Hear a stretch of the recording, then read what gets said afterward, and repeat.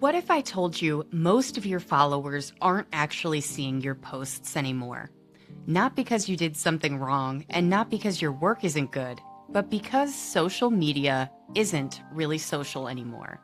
And recently, Meta admitted that in court. For years, artists were told to post consistently, build a following, engage. But now you've got 10,000 followers and only reach a few hundred people. Engagement swings all over the place. It feels random. It's not. And the reason finally came out during Meta's antitrust trial, when they had to explain how these platforms actually work now. I'm Hallie with Artsy Shark, and this is something a lot of artists are quietly frustrated about right now. Is social media dead? Not exactly. But what it is now is very different from what most people think they're using. And once you understand that shift, a lot of things start to make sense. During the FTC versus Meta antitrust trial, Meta made an argument that surprised a lot of people. They essentially said that Facebook and Instagram shouldn't really be considered traditional social media networks anymore, because the core function of the platforms has changed. According to testimony and internal data discussed in court, time spent viewing content from friends has dropped significantly. On Facebook, it went from around 22% to about 17%. On Instagram, it's even lower, with roughly 7% of what users see coming from people they actually follow. That means over 90% of the content in your feed is now algorithmically recommended, not chosen by you, but selected for you based on what the system thinks will keep your attention. At that point, you're not really looking at a network anymore. You're looking at a recommendation engine. To understand why this shift happened, you really only have to look at TikTok. TikTok proved something that changed the entire industry, which is that people don't actually need a social graph to stay engaged. They just need content that holds their attention. And TikTok became extremely good at that. So Meta responded by rebuilding their own platforms around the same idea.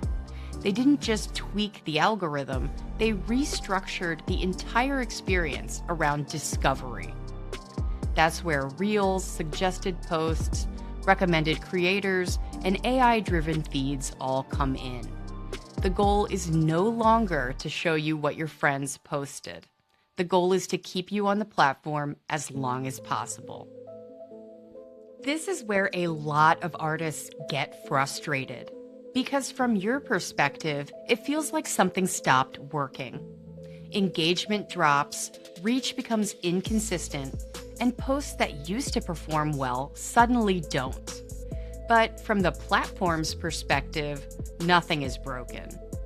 The algorithm is not designed to deliver your content to your followers any longer. It's designed to deliver whatever content is most likely to hold their attention in that moment. Sometimes that might include your work, and sometimes it doesn't. That's why follower count doesn't carry the same weight that it used to. If you look at your feed now, it's pretty obvious how different it feels. You're seeing content from people you don't follow, short-form videos, trending topics, and creators from all across the world. It behaves much more like TikTok or YouTube than early Instagram ever did. And that is not an accident. Meta has described their platforms as evolving into discovery and entertainment systems, not just communication tools. That shift explains why you might see a viral video from a stranger instead of a post from someone you actually know and follow. This change affects how your work gets seen in a few important ways. Posting no longer primarily reaches your followers. Followers still matter, but they're not your main distribution channel anymore. Discovery now matters more than loyalty, because the algorithm is rewarding content that holds attention, not content from specific people. Consistency also does not guarantee visibility the way it used to. You can post regularly and still have unpredictable reach. And ultimately, your audience on social media isn't something you fully control. It exists within the platform. The artists who are adapting well to this are changing how they think about social media. Instead of relying on it to maintain relationships, they're using it as a discovery tool, a way for new people to find their work. The deeper connection happens somewhere else, in places they actually control, like their email list, their website, or direct collector relationships. This matters even more now because platforms are continuing to invest in AI-driven feeds, not moving away from them.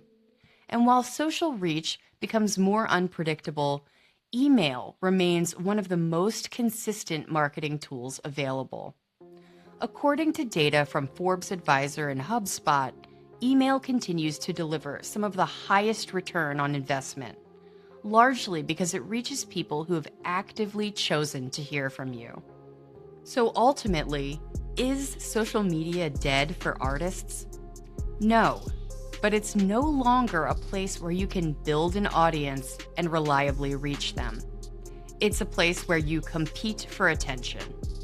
Once you understand that, the frustration starts to make a little more sense. You stop assuming something is wrong with your work or your content, and you start using the platforms for what they actually are: discovery systems. I'm curious, what have you been seeing on your own account? Are your posts reaching fewer followers than they used to? Or have you found ways to work with this shift? Let us know in the comments. If you found this video helpful, like, subscribe, and consider joining our email list, linked in the comments below. Twice a month, we send out newsletters with tons of absolutely free videos, articles, business tips, and resources to help you grow your art business.